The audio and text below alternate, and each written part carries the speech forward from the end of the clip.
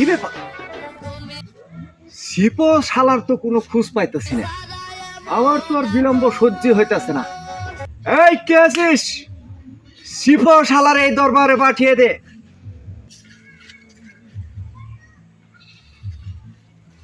সেনা পুটকি সাপ, আপনার পুটকি কি আসলো সাপ হয় না গে? এই শিপো শালার, তুমি এত বিলম্ব করলে এর কারণ কি? ও আপনার বলে বললো সেনা যাওয়ার পর থেকে আনে বলে পুটকি বলে হাঁকা হয় না। আর বাদ দাও, আমি তোমারে ডাকছি একটা বিশেষ কারণ আছে। কি কারণ? তুমি কি মান মনে করো? শোনো, রাজা তো রানীমাকে নিয়ে 2.5 দিনের জন্য সফরে গেছে।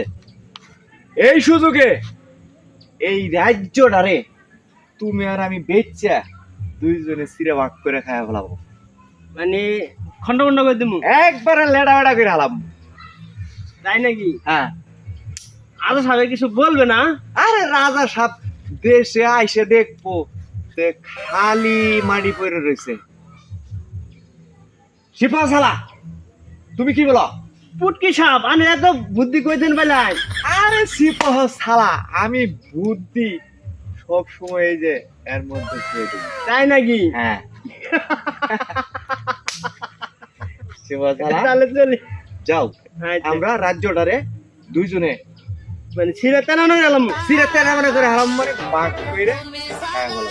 আচ্ছা তাহলে চলো। চলো।